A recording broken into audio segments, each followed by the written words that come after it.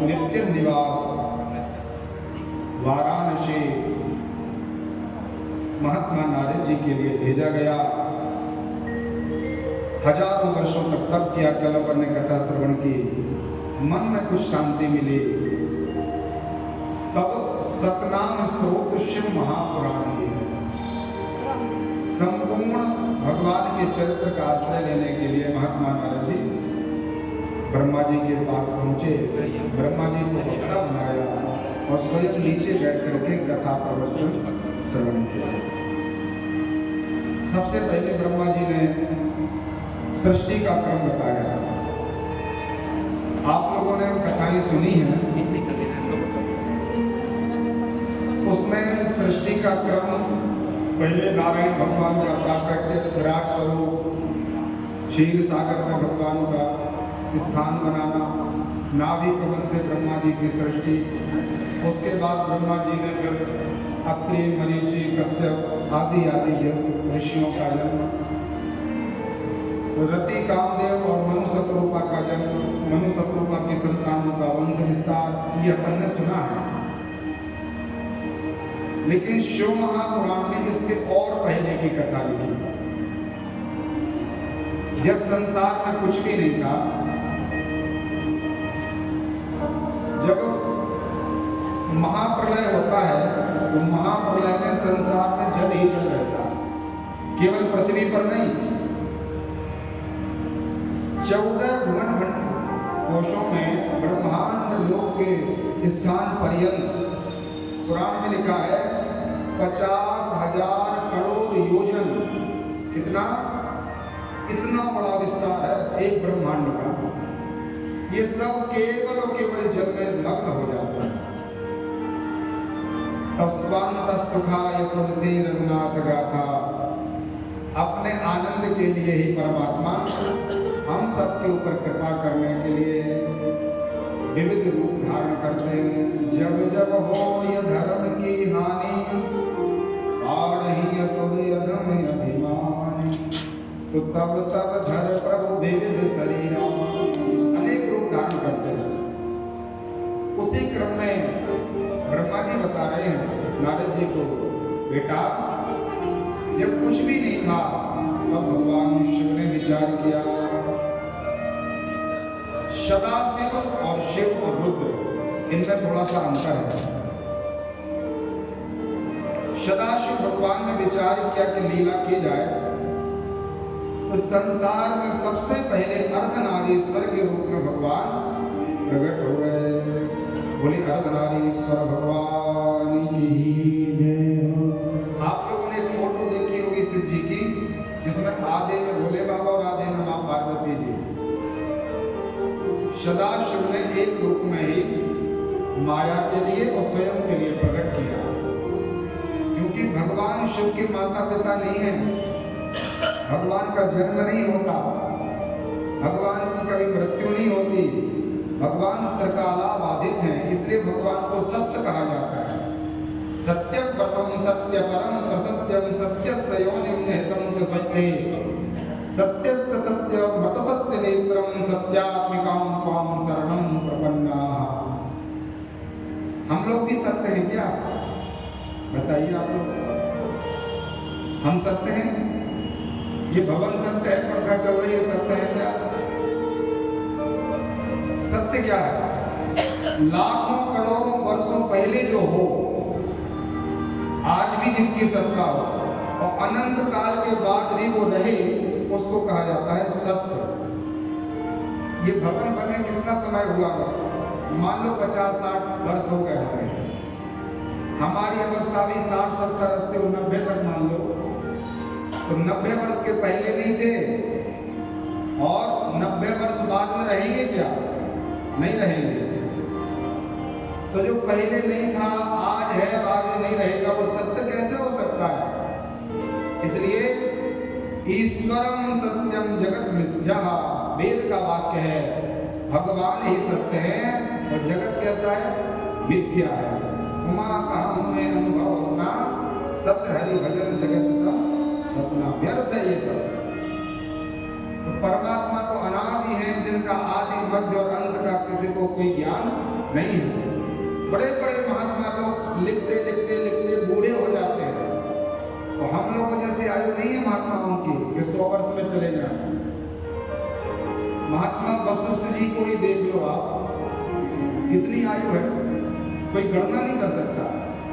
लोमस ऋषि का नाम सुना होगा आप लोगों ने, काकभूषुंडी जी के ऊपर कृपा की थी जिन्होंने, उत्तर प्रतिदेयो, बार बार ये पूछते थे बुझाओ काक हम पक्षी चंडाला, कौआ बन जा।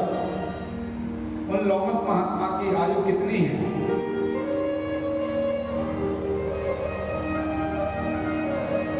एक बार इंद्र ने विश्वकर्मा को बुलाया, त्वष्टा को। ये देवताओं के कंस्ट्रक्शन है, ऐसा मान लो कि आर्किटेक्ट हैं देवताओं के, और शिल्प का काम करते हैं, निर्माण का काम करते हैं विश्वकर्मा। इंद्र ने कहा कि ये नगर इतना पुराना हो गया, हमारी ये राजधानी, अरे इसमें कुछ बदलाव चाहते हैं, इसको बदलिए थोड़ा। तो विश्वकर्मा जी काम करते थे, बदलते थे, वो इंद्र बोलते थे ऐसा ये अच्छा नहीं है, ये इसको मिटाओ, नया बना। कई बार ऐसा होता है, बोले ये नहीं डिजाइन अच्छी लगी, दूसरी बनाओ। ऐसा करते करते कई वर्ष निकल गए, बनवाते और मिटवाते, बनवाते और मिटवाते। तो विश्वकर्मा जी का माथा चकराया, बोले देखो ऐसा काम यदि हम करेंगे तो भगवान का भजन कब कर पाएंगे। तो वही विश्वकर्मा जी लोमश ऋषि के आश्रम में आए और कहा महाराज जी कृपा कर दो, इंद्र मेरे पीछे पड़ गया, घर बनवाता है मिटवा देता है, क्या करें। बोले हम आएंगे, हम आपका काम कर देंगे। लोमश ऋषि का आगमन हुआ, बोले लोमश महाराज की जय। लोमश ऋषि आए हैं, और क्या है उनके अपने पास में, केवल 4 अंगुल की कोपीन है, लंगोटी, और एक बांस का, उसका सागौन का पत्ता देखा आप लोगों ने, बड़ा सा रहता है, पतला पतला सा सागौन का पत्ता एक जटाओं में बंधा है। इंद्र ने उठकर के प्रणाम किया, बोले महाराज जी अरे हम इंद्र देवताओं के राजा हैं, हम क्या नहीं दे सकते आपको, आप ये पत्ता लटकाए क्यों घूम रहे हो, ये छाता सा बना है, ऊपर लगा है आपकी चोटी में।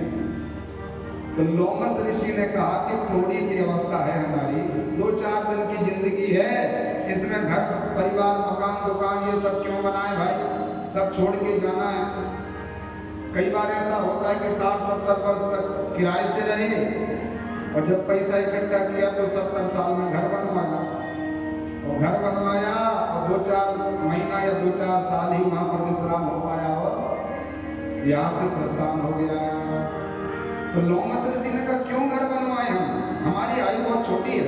कितनी आयु है महाराजा की?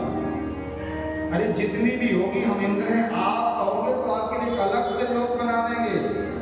बड़े आदमियों के लिए अहंकार रहता है स्त्री का, लक्ष्मी का, हम क्या नहीं कर सकते महाराज, खड़े खड़े खरीद लेंगे धन की संपदा के कारण। तो लोमस ऋषि ने कहा महाराज यदि गणित आती हो तो थोड़ा सा लिखना चालू करो, मेरी आयु क्या है। उन्होंने अपना बायां हाथ बताया, और बायां हाथ के यहाँ के कुछ उनके रोम गिर गए थे महात्मा लोमस ऋषि के।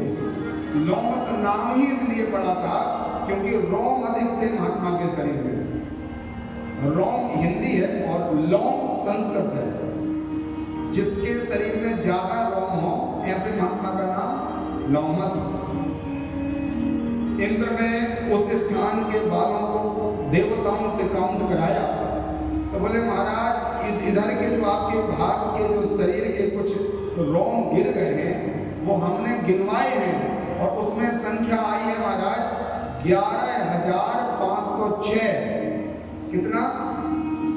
इतनी सी जगह के। तो इंद्र ने कहा महाराज विषय दूसरा चलना था और आप रोम गिनवाने लगे हो, कारण क्या है? बोले मैं आयु बता रहा हूं आपको, जब एक ब्रह्मा जी की आयु पूरी हो जाती है तब मेरा एक रोम में उखाड़ देता हूं। अब विचार कर लो, आप ब्रह्मा जी के बेटा है ना लोमस ऋषि, तो पिताजी जब पूरे होंगे तो मुंडी कराना पड़ेगा, भद्र होना पड़ेगा। अब कितनी बार मुंडी कराना, ब्रह्मा जी को जाना है हर बार। तो बोले पिताजी की याद में एक रोम उखाड़ के जमीन में डाल दिया। 11,506 ब्रह्मा जी की आयु पूरी हो गई, जन्म हो गए और चले गए, जन्म हुए और चले गए। बोले महाराज आप कब जाओगे? बोले जब हमारे पूरे शरीर के रोम गिर जाएंगे तब मेरी मृत्यु होगी। तो ब्रह्मा जी की आयु कितनी है? 4,32,000 का है कलियुग। इसको दोगुना करोगे तो 864 का हो जाएगा द्वापर। उसमें भी आप 4,32 जोड़ोगे तो 996 हो जाएगा, ये हो जाएगा आपका त्रेता। और 12,28 हो जाएगा आपका सतयुग। ऐसा ही आपके 4 युग हैं, कलियुग, द्वापर, त्रेता और सतयुग। ये युग जब 1000 बार निकल जाते हैं तब ब्रह्मा जी का एक दिन होता है। और 1000 बार जब ये युग फिर से निकले तब एक रात्रि होती है। तो इतना समय निकलेगा जब एक दिन, फिर दूसरा दिन, फिर तीसरा, फिर महीना बनेगा, फिर साल बनेगी। और साल बनने के बाद 100 साल तक की आयु है ब्रह्मा जी की। अब गणित लगा लो, इतने बड़े ब्रह्मा जी। और लोमस महात्मा की आयु देख लो कि ब्रह्मा जी को उन्होंने 11,000 बार पूरा कर दिया। ऐसे महात्माओं ने, हम आपकी आयु जैसी नहीं, जो लाखों करोड़ों वर्षों की अवस्था वाले, जिनकी गणना नहीं है आयु की, उन महात्माओं ने भगवान भोले बाबा को प्रसन्न करने के लिए प्रणाम किया। भगवान शिव ने कृपा की और अर्धनारीश्वर के रूप में भगवान प्रकट हुए। कहाँ जाएं? तो सबसे पहले भोले बाबा ने काशी का निर्माण किया। बहुत सावधानी से सुनना। त्रिभुवन में जब कुछ भी नहीं था, कोई किसी प्रकार की सृष्टि नहीं बनी थी, तब भगवान शिव ने काशी का निर्माण किया। वहां कोई शहर वहर नहीं था, नगर नहीं था। आनंद नाम का बंदा, भगवान शिव ने मंदाकिनी, गोदावरी और गंगा जी, 3 नदियों का संगम काशी में बनवाया और वहां भोले बाबा वास करने लगे। बोलिए काशी धाम की जय हो। बड़ी महिमा है महाराज काशी की। ज्ञान खानी अगहानि कर, ज्ञान की खदान। अग मतलब पापों को नाश करने वाली। जन्म मुक्ति जहां जाकर के जीव की मुक्ति हो जाती है, सो काशी से ये कसना जहां बस शंभु भगवान। उस काशी को भी व्यक्ति ना जाए, ना सेवा करे, ना नाम ले, तो अधम है। जहां भगवान साक्षात भोले बाबा विराजमान है। तो काशी विश्वनाथ जी वहां पर क्रीड़ा करने लगे। काशी आप लोग जाओगे तो मंदिर के वाएं तरफ मणिकर्णिका क्षेत्र है, महाश्मशान है वो। अपने यहाँ ये होता है कि रात्रि हो जाए तो किसी का दाह संस्कार नहीं होता, मर्यादा है। लेकिन काशी में एक क्षण भी ऐसा नहीं होता कि वहां मुर्दा न जलता हो। महाश्मशान भूमि है वो। निरंतर मणिकर्णिका क्षेत्र में और जो है दाह संस्कार चलता रहता है। वहां पुष्करणी क्षेत्र है जहां भोले बाबा ने एक विशाल क्षीर समुद्र का निर्माण किया। और भगवान शिव के उस अनुग्रह से, मैंने आपको निवेदन किया था, शिव जी और नारायण का कोई भेद नहीं है। भगवान ने क्रीड़ा करने के लिए भगवान को याद किया तो नारायण भगवान उसी मणिकर्णिका क्षेत्र में प्रकट हुए। उसी पुष्करणी क्षेत्र में क्षीर समुद्र आया। भगवान नाभि कमल में ब्रह्मा जी को जन्म देते हैं और ब्रह्मा जी कहते हैं, बेटा नारद जी, मैं नारायण के नाभि कमल से मेरा जन्म हुआ। चारों तरफ देखा, ऊपर देखा, कोई दिखाई नहीं दिया। मैंने तप किया, 10,000 वर्षों की तपस्या जब मेरी पूरी हुई तो भगवान ने मुझे ब्रह्मा, विधाता, प्रजापति, पितामह ऐसे शब्दों से अलंकृत किया और ज्ञान लेकर के हमें ब्रह्मांड का मालिक बना। मैंने सृष्टि का क्रम बनाया। उस सृष्टि के क्रम में मैंने सबसे पहले सनक, सनंदन, सनातन और सनत कुमार, इन 4 बेटों का जन्म दिया। और जन्म लेके ही जाए तो ऊर्ध्वरेत साहा, संकल्प पड़ा हम अखंड ब्रह्मचारी होंगे। ब्रह्मा जी के बात नहीं सुनी इन लोगों ने, तो चले गए। फिर से ब्रह्मा जी ने उपक्रम किया तो रुद्र भगवान को प्रणाम किया।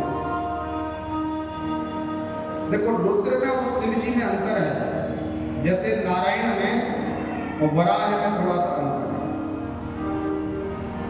भगवान कर्पूर गौरम करुणावतारम है, अपन रोज स्तुति गाते हैं। कर्पूर गौरम मतलब सफेद वर्ण कपूर के समान भगवान की दिव्यांग कांति, भोले बाबा की।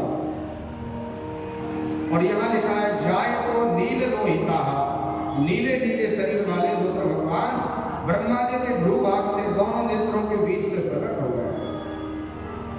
ब्रह्मा जी ने सृष्टि के लिए आदेश दिया तो भूत प्रेत के साथ चुड़ैल डाकनी साधनी बना दिया। लौट करके ब्रह्मा जी ने कहा महाराज बस करो, अब आवश्यकता नहीं है मुझे। भगवान अपने स्थान को चले गए। ब्रह्मा जी ने 10 प्रजापतियों का जन्म दिया, अत्रि, अंगिरा, मरीचि, पुलह, पुलस्त, कृतो, भृगु, दक्ष और नारद। बेटा तुम्हारा जन्म भी 10 प्रजापतियों में होगा, ब्रह्मा जी बता रहे। एक ऋषि महात्मा का मैंने प्राकट्य किया छाया से, उनका नाम है कर्दम ऋषि। ब्रह्मा जी की छाया है कर्दम। बहुत प्रसन्नता हुई तो हृदय कमल से एक कन्या का जन्म हुआ, नाम रखा गया संध्या। ये सुंदर चरित्र शिव महापुराण में है।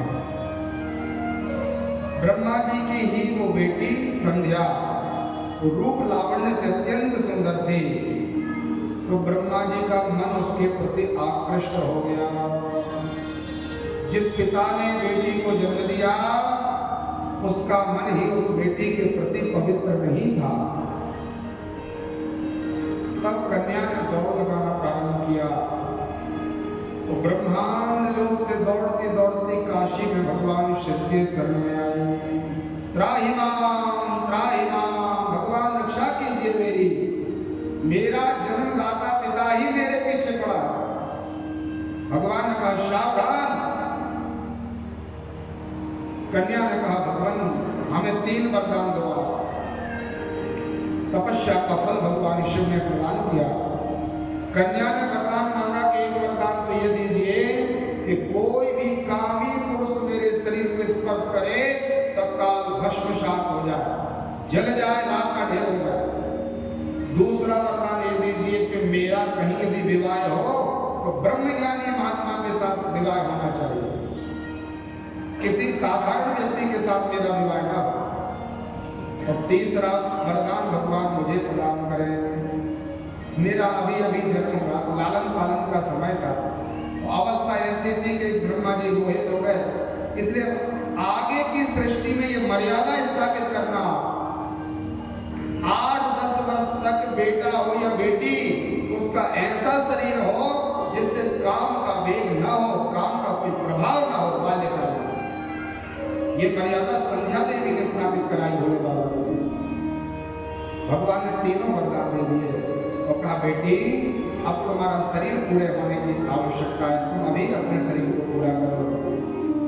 तो महात्मा पष्टा ऋषि हैं, उनके दिव्य कुंड में संध्या ने अपने शरीर को पूरा किया। उस कुंड से 4 ज्योतियां निकली और चारों समय की संध्याएं प्रकट हो गई। प्रातः काल की संध्या, ठीक 12 बजे दोपहर की संध्या, शाम की संध्या और अर्धरात्रि की तुरीय संध्या। ये वही कन्या का स्वरूप है। आगे चल करके वह कन्या अरंधति के रूप में जन्म लेती है और भगवान वशिष्ठ के साथ उनका विवाह संपन्न हुआ। ब्रह्मज्ञानी वशिष्ठ जी को प्राप्त किया उसने। भोले बाबा ने विचार किया, ब्रह्मा जी ने अच्छा नहीं किया, बिल्कुल भी देवताओं से मानो अपेक्षित हो गए। फिर से ब्रह्मा जी ने तपस्या की, नारायण भगवान को प्रसन्न किया, कामदेव रति का निर्माण किया और मनु शतरूपा के चरित्र को इन्होंने प्रवृत्ति किया। मनु शतरूपा का दिव्य चरित्र भागवत जी आदि ग्रंथ में, रामायण में हर जगह लिखा है। 5 होती, देवहूति, प्रसूति और प्रियव्रत उत्तानपा, 3 बेटियां और 2 बेटों का जन्म हुआ इनके यहाँ। इनसे ये संसार भरा पड़ा है। ब्रह्मा जी ने नारद जी को कहा, नारद जी दक्ष प्रजापति जो है वो मेरा बेटा है। उन 10 प्रजापतियों में दक्ष है और उसका विवाह देवहूति कर्दम की बेटी के साथ संपन्न हुआ। प्रसन्नता में ग्रस्त जीवन में प्रवेश किए महात्मा। जब भोले बाबा ने ब्रह्मा जी का अपमान सा किया कि बड़ा कामी पुरुष है तो, और तुमने अपनी बेटी के ऊपर ही ऐसी दृष्टि डाली, कोई योग्य नहीं है। तो ब्रह्मा जी के मन में थोड़ा सा ईर्षा भाव प्रकट हो गया। ऐसा कुछ कारण बन जाए जिससे भोले बाबा को भी नीचा देखना पड़े।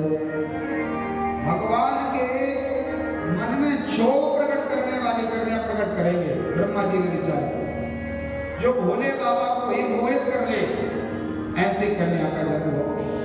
उसी उपक्रम में ब्रह्मा जी दक्ष प्रजापति के पास आए हैं। दक्ष प्रजापति ने प्रणाम किया पिताजी को और प्रार्थना की, महाराज आने का कारण बताइए। तो ब्रह्मा जी ने कहा कि बेटा ऐसी ऐसी बात है। और ब्रह्मा हजारों लोगों के बीच में ब्रह्मा जी का अपराध हुआ, लेकिन उस अपराध को इतने ज्यादा रूप में ले लिया गया, उस भोले बाबा ने त्रिलोकी में हमारी कीर्ति को कलंकित कर दिया। इसलिए तुम मिलकर के कोई ऐसा उपाय करो कि एक ऐसी बेटी का जन्म हो जाए जो भोले बाबा को मोहित कर ले। तो दक्ष ने कहा, महाराज ये अच्छा नहीं है, ईर्षा बस कार्य नहीं करना चाहिए। मात्सर्य जो है, जो अपन ईर्षा करते हैं, ये मात्सर्य कहलाता है। ये बहुत बड़ा विषैला मच्छर है जो हमारे हृदय में बैठा हुआ है। ईर्षा करने वाले व्यक्ति को पुरुषार्थ की प्राप्ति नहीं होती और उसके भाग्य को उसका साथ नहीं मिलता। ब्रह्मा जी को खूब समझाया, लेकिन ब्रह्मा जी ने कहा, बेटा तुम बेटा हो मेरे तो पिताजी को समझाओगे? बोले ठीक है महाराज, जो आदेश। ऐसा कह के ब्रह्मा जी चले गए। ब्रह्मा जी कहते हैं नारद जी को, नारद जी इस प्रकार से वह उपक्रम प्रारंभ हुआ। तो जो कुबेर आदि के ऊपर प्रसन्न होने वाले भगवान शिव हैं, अनेक गणों के भगवान अधिपति हैं, उन भोले बाबा के लिए मैंने ईर्षा दृष्टि से देखा। तो नारद जी ने कहा, महाराज ये जो आप कुबेर का नाम ले रहे हो, ये कुबेर शिव जी को कैसे प्राप्त हुआ? कुबेर ने ऐसा कौन सा तप किया, कौन सी सेवा पूजा भजन किया तो भोले बाबा को इतना प्रसन्न कर लिया? भगवान ने सखा बना लिया अपना। मित्र बनाना बहुत बड़ी बात होती है। मित्र का दर्जा बहुत छोटा नहीं है। तो शिव जी का मित्र हो, कितनी बड़ी बात है। आप कृपा करके पहले कुबेर के चरित्र को बताइए। अब भगवान ब्रह्मा जी ने महात्मा नारद जी को कहा, नारद जी एक बार क्या हुआ, आसीत काम्पिल्य नगरे सौम्याज कुलोभवा दीक्षितो यज्ञ दत्तश्च यज्ञ विद्या विशारदा। आसीत एक जगह काम्पिल्य नाम की नगरी है, बहुत सावधानी से सुनना। वहां के पंडित जी का नाम है दीक्षित जी महाराज। वो बड़े राजा के यहाँ पुरोहित पद पर प्रतिष्ठित हैं, राज पुरोहित हैं और यज्ञ विद्या विशारदा, यज्ञाचार्य हैं, सटंग वेद के ज्ञाता है महाराज। ज्ञान में कोई कमी नहीं है। नाम तो उनका यज्ञदत्त था, लेकिन राजा के यहाँ राज पुरोहित होने से उनका नाम दीक्षित दीक्षित ऐसा सब लोग कहने लगे। कई बार क्या होता है, पद वही अपना सरनेम बन जाता है। जैसे कोई गुरु है तो वो गुरु नहीं है, लेकिन फिर उनका सरनेम ही गुरु बन जाता है। कोई जमींदार है, बहुत बड़ी जमीन है उसकी, क्योंकि उनका सरनेम जमींदार नहीं है, लेकिन फिर चलते चलते चलते वह सरनेम बन जाता है, आगे परंपरा बन जाता है। ऐसे ही पंडित जी तो थे यज्ञदत्त लेकिन लोकाचार की दृष्टि में सब लोग उनको फिर दीक्षित दीक्षित ऐसा कहेंगे। सुंदर एक ब्राह्मण कन्या के साथ महात्मा का विवाह हुआ।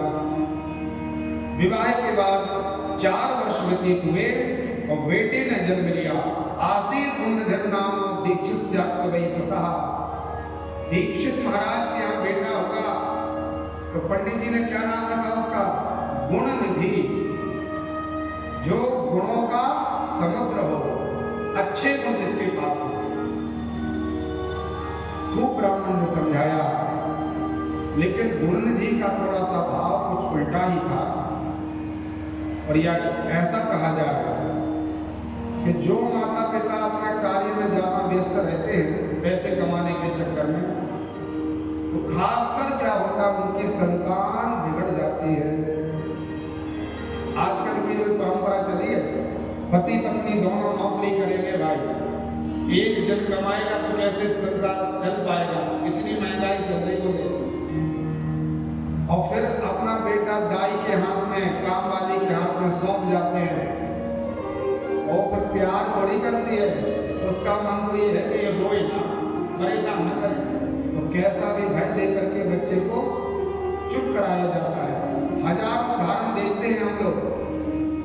और फिर उसकी माँ को नौकरी छोड़ना पड़ता है, वो पैसे लगाने पड़ते हैं, जैसा बच्चा था वैसा फिर लौटता नहीं है, मानसिक विचलित होता है, उसका विकास नहीं हो पाता था। तो हमें बहुत पैसे को ही सब कुछ नहीं मानना है। ये बात अलग है कि पैसे के बिना कुछ होता भी नहीं, तो जितने में अपना काम चल जाए उतने में चलाना चाहिए।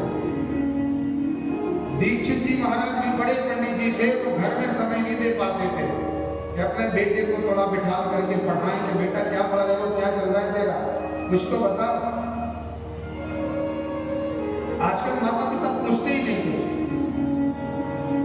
और माताओं का कई बार एक अवगुण है, स्त्रियों का अवगुण है एक, कि वो छोटी छोटी संतानों के अवगुणों को पिताजी से छुपा लेती है, चाहे बेटा हो या बेटी। यदि कुछ वो ऊंच नीच करता है तो भय के कारण अपने पति को नहीं बताती कि बेटा ने आज ऐसा किया या बेटी ये करती है।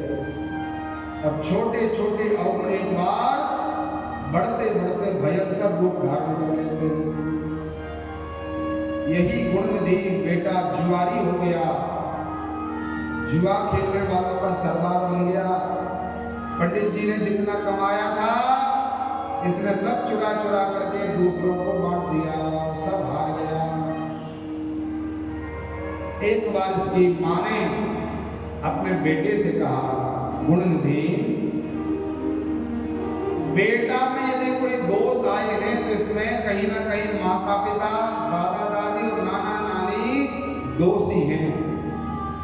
संतान के दोष या गुण दादा दादी से, माता पिता से और नाना नानी से आते हैं। ये विज्ञान भी मानती है। आनुवांशिक जेनेटिक जो गुण हैं ये कितने कितने प्रतिशत कहां कहां से आते हैं, ये विज्ञान बताती है। और अपने पुराणों में तो अनादिकाल से लिखा है। तो उस मैया ने कहा, बहुत सावधानी से सुने, वो मां कहने लगी गुणनिधि से, बेटा भगवान शंकर साक्षी हैं, यदि मैंने स्वप्न में भी कभी कोई अपराध किया, इतनी पतिव्रता स्त्री है, और बेटा तेरे पिता तो अपराध करें ऐसा सोचना भी पाप है। आपके पिता ने जीवन में कोई अपराध नहीं किया, माता पिता का कोई अपराध नहीं है, और तेरे नाना नानी भी मेरे माता पिता, पिता अपि ते ना पापी इत्युक्तमवागुतः लंगत लीन मनसो मम साक्षी महेश्वरा। दादा दादी भी पवित्र थे और मेरे माता पिता भी पवित्र थे, तेरे अंदर ये दोष कैसे आ गए बेटा? ब्राह्मणों के लिए जो इसमें एक श्लोक लिखा है शिव पुराण में, वो ब्राह्मणों के लिए समझ लो अमृत है, पारस मणि के समान श्लोक लिखा है। बेटा तुम क्या जानते हो कि तुम एक राजपुरोहित के बेटे हो, इसलिए तुम्हारी पूजा हो रही, तुम्हारे अपराधों को कोई ध्यान नहीं दे रहा है, क्योंकि तुम्हारे पिता ने राजा के यहाँ बड़े पद पर बैठे हैं, ऐसा पद प्राप्त होने से सभी प्रकार के अपराध छूट जाते हैं। बड़े राजनेता का कोई बेटा अपराध करे, उसकी रिपोर्ट नहीं होती। क्यों नहीं होती? क्योंकि उसके पिता बड़े पद पर आसीन में, सब लीपापोती हो जाती है। ये मत सोचो तुम कि तुम्हारे पिताजी राजपुरोहित बने इसलिए उनकी मर्यादा है, कदापि नहीं। ब्राह्मण की मर्यादा क्या है? वो मैया कहती है, लोको मान्यो स्थिति ताता। गुणनिधि, तेरे पिताजी की लोक मान्यता इसलिए है, सदाचारी न वै धनम, सदाचार रूपी उनके पास गुण हैं, वो सच्चरित्र हैं। उस चरित्रता के कारण ही वो लोक में प्रसिद्ध हैं। कोई धन बन से उनकी प्रभुता नहीं है। ब्राह्मणा नाम धनम तातो, ब्राह्मणों का, पंडित जी लोगों का धन क्या है? बोले सद्विद्या साधु संगम। ब्राह्मणों का एक ही धन है, सद्विद्या, अच्छे संस्कार, और दूसरा साधु संगम, संतों की चरण शरण ग्रहण करना। तेरे पिताजी एक ही अपराध करेंगे, इतने पद पर बैठे हुए पिताजी को भी जेल हो जाएगी। पिता की पूजा नहीं हो रही, पिता के गुणों की पूजा हो रही। तुम सुधर जाओ बेटा। लेकिन बार बार समझाने के बाद भी गुणनिधि सुधरे नहीं, पाप के ऊपर पाप करते चले गए। एक बार आदत जिस चीज की पड़ जाए तो वो लौटता नहीं व्यक्ति, बहुत असंभव है लौटना। इसलिए हमारे शास्त्रों में लिखा है, देखना इंद्रियों के ये न घोड़े भगे, इन पर हरदम ये संयम के कोड़े। इंद्रियां विफल ना हो जाएं, इनके ऊपर आपका शासन होना चाहिए। अब गुणनिधि तो पापी था ही, मैया ने विचार किया जब पिताजी को पता चलेगा तो हमारी क्या हालत होगी।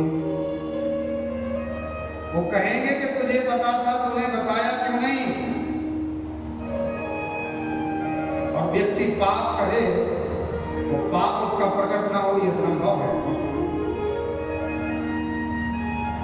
ऐसे व्यक्ति दुनिया में कभी सम्मानित नहीं हो पाते। और वही समय आया, एक बार पंडित जी दीक्षित जी महाराज पांडित्य करने के लिए निकले तो किसी व्यक्ति के हाथ में एक अंगूठी देखी। तो इन्होंने जब अंगूठी को देखा बोले, महाराज ये अंगूठी तो मेरी है। अमुक यजमान ने प्रसन्न होकर के मुझे ये स्वर्ण की बहुमूल्य रत्नों से युक्त अंगूठी दान की थी। उससे पूछा कि भैया ये अंगूठी तुझे कहां से मिली? तो वह व्यक्ति कहने लगा, अरे तुम्हें नहीं पता क्या? भैया दीक्षित जी महाराज ने कहा, अच्छे से बोलो, मैं कितना बड़ा ब्राह्मण हूं, तुम करके बात करो। अरे बोले, तुम्हारी क्या औकात है? तुम्हारा जो बेटा है वो मूर्खों का सरदार है, पापियों का सरदार है, चोरों का सरदार है, जुगारियों का सरदार है, मद्यपान करता है। दुनिया में माता पिता का अपमान केवल संतान के द्वारा होता है। कुपुत्रो दुखदायकः, उस वह संतान 1000 बार धिक्कार योग्य है जिसके कर्मों के द्वारा माता पिता को नीचे देखना पड़ता है। वो संतान क्या संतान है? अरे संतान तो वो है, पुत्रवती युवती जग सोई, रघुपति भगत जास सुत होई। क्या हुआ बेटा? तो उसने बताया कि अंगूठी ही नहीं, ये रेशमी साड़ी, ये दुपट्टा, ये कांसे का पात्र, ये बहुमूल्य रत्नों से युक्त वेदिका, ये सब सामग्री तुम्हारी बेटी ने मुझे प्रदान की है। जुआ में हार गया वो। पंडित जी तो पढ़े लिखे थे, जिनको बिल्कुल भी पता ना हो कि बेटा ऐसा हो, और एक दूसरे क्षण में इस प्रकार की उनको घटना पता चले तो क्या गुजरेगी? उतार करवा दो। अपने साथ ऐसा कुछ हो जाए कैसा लगेगा? ब्राह्मण ने अपना दुपट्टा था, तो दुपट्टा से मुंह बंद कर लिया, छुपा लिया अपना मुंह। विचार किया कि ऐसे बेटे का मैं पिता हूं, और इस मुंह को लेकर के कहां जाएंगे? दुनिया क्या समझेगी? बड़े यज्ञ दीक्षित बनते हो, पंडित बनते हो, और अपने बेटा को नहीं समझा पाए। दीक्षित जी महाराज ने अपना मुंह छुपा लिया और छुपते छुपाते हुए घर में प्रवेश किया। जैसे ही आए तो सबसे पहले कहा, देवी तुम ये बताओ मेरी अंगूठी कहाँ है, तो जल्दी लाओ, मुझे पहनना है। क्योंकि उनको पता है कि अंगूठी तो है नहीं। तो माताएं भी बात बनाने में बड़ी चतुर होती हैं। बोले देखो दोपहर का समय हुआ है, आप पहले अतिथि की सेवा करिए, पितरों का तर्पण कीजिए, श्राद्ध करिए, भोजन करिए, भोजन करने के बाद विश्राम करो, उसके बाद जब आप उठोगे तो हम आपको अंगूठी प्रदान कर देंगे। उसको पता कि अंगूठी नहीं है।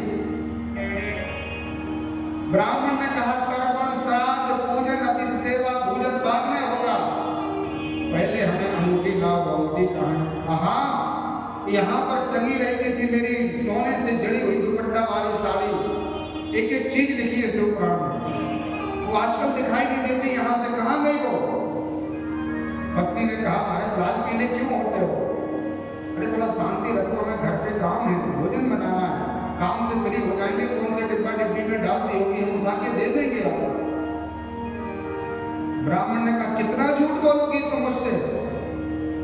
झूठ पर झूठ बोलते चली जा रही हो, मुझे पता है मेरे पास कुछ नहीं बचा, इसलिए तुम जल्दी से कुसा लाओ, काली तिल लाइयो, गंगा जल लाइयो।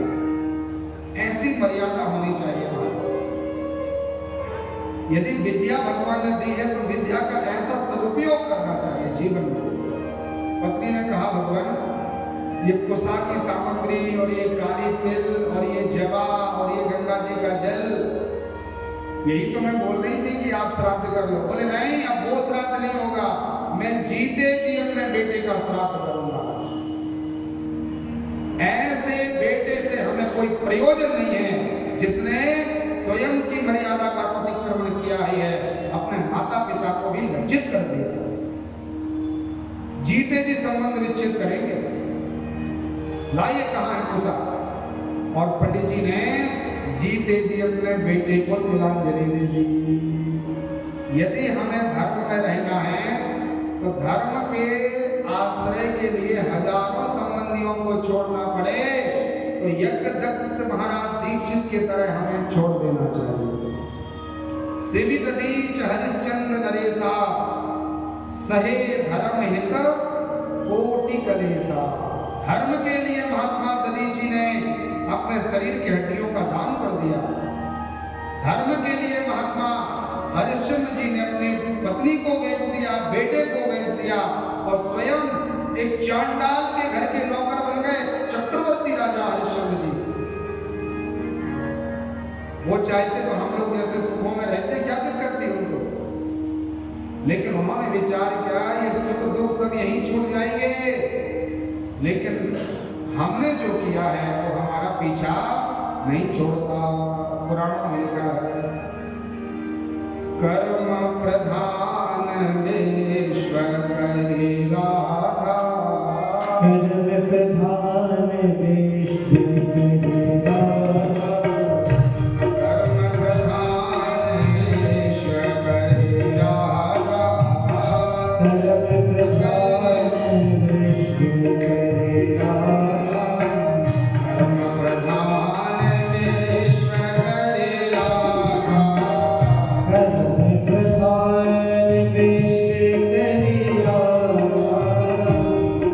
प्रधान विश्व करेगा, कर्म प्रधान विश्व करेगा, जो जस करही सो कस मन जागा, जो जस करहि सो तस सुविचारा, जो जस करही सो कस मन जागा। जो जस करहि सो तस सुविचारा। लिखा है ना जाय तो छियरो कर्म जन्म कोटि सतैरपि अवश्यमेव भोक्तव्यं कृतं कर्म शुभाशुभम्। कोई नहीं सुख दुख कर दाता, निज कृत कर्म भोग सुमरा। हिमालय अपनी स्थिरता को त्याग दे, त्याग का तो नहीं है, हो सकता है ऐसा हो जाए। भगवान सूर्य नारायण अपनी किरणों से विलग हो जाए, समुद्र की तरंग और जल अलग अलग हो जाए, ये संभव नहीं है। आपकी छाया आपका साथ छोड़ दे, ये हो सकता है, लेकिन कर्म का फल हमारा साथ नहीं छोड़ता, नहीं छोड़ता, नहीं छोड़ता। जो जैसा कर्म हम करेंगे वह परिणाम हमें अवश्यमेव भोक्तव्यम, निश्चित भोगना पड़ेगा। तो हम लोगों की दुर्दशा ये है, एक बार सत्यनारायण की कथा सुन लें तो मन में लगता है कि अभी 2 बजे कथा सुनी और 3 बजे परिणाम मिल जाना चाहिए, 1 घंटा नहीं लगेगा। अच्छे पुण्यों का परिणाम तत्काल चाहते हैं और लाख झूठ बोलते हैं, अनेक पाप कर्म करते हैं, वेदों के विरुद्ध व्यवहार करते हैं, जो नहीं खाना चाहिए वो खाते हैं, जो नहीं पीना चाहिए वो पीते हैं, जो नहीं देखना चाहिए वो देखते हैं, जो नहीं करना चाहिए वो करते हैं, और जब उसका परिणाम सामने प्रकट हो जाता है तो दुनिया में ऐसा व्यक्ति बता दो आप कि कोई व्यक्ति कहे कि हाँ मैंने झूठ बोला था, मुझे परिणाम मिलना चाहिए, कोई कहता है? सत्यनारायण की कथा का फल तो चाहते हैं, लेकिन अपने पापों का परिणाम का रिजल्ट जब आता है, सो कलत्र दुख पावहि सिर धुन धुन पछतान, काल ही कर्म ही ईश्वर ही मिथ्या दोष लगा। फिर वो कहते मेरा बेटा क्यों बिगड़ गया, मेरी बेटी ऐसे कैसे हो गई, अरे मेरी बहू मेरा कहना क्यों नहीं मानती। ये ना बेटा खराब है, ना बेटी खराब है, ना बहू खराब है, ये सुख दुख देने वाला दुनिया में कोई नहीं है। सुख दुख दाता केवल आपका कर्म है, निज कृत कर्म भोग सुनो भ्राता। संसार की क्या औकात है कि आपका सम्मान कर दे। सम्मान करना, अपराध करना, अपमान कराना, लाभ हो जाना, हानि हो जाना, ये किसी दूसरे के हाथ में नहीं, ये आपके कर्म का परिणाम है। यज्ञदत्त जी सावधान हो गए कि यदि हम ऐसे दुष्ट बेटे का संग करेंगे तो हमें भी संसार में भटकना पड़ेगा। और ये जन्म बार बार नहीं मिलता, एक बार भगवान ने कृपा करके दे दिया तो उसका लाभ हमें लेना चाहिए। पंडित जी ने घर परिवार सब छोड़ दिया और आपसे हम विनम्र प्रार्थना करना चाहते हैं, यदि हमारा स्वजन भी कोई ऐसा पाप पारायण हो गया तो धीरे धीरे अपनी ममता उससे कम करते जाना चाहिए। अधम व्यक्ति के साथ के कारण व्यक्ति की गति भी अधम हो जाती है, और सत्कर्मी व्यक्ति का संग करने से आप कितने भी अधम हो, धीरे धीरे आपके अंदर भी वह सत्कर्म प्रविष्ट हो जाता है। कथाएं प्रमाण है। इसलिए पंडित जी ने अपना घर परिवार त्याग दिया और भगवान की चरण शरण ग्रहण की।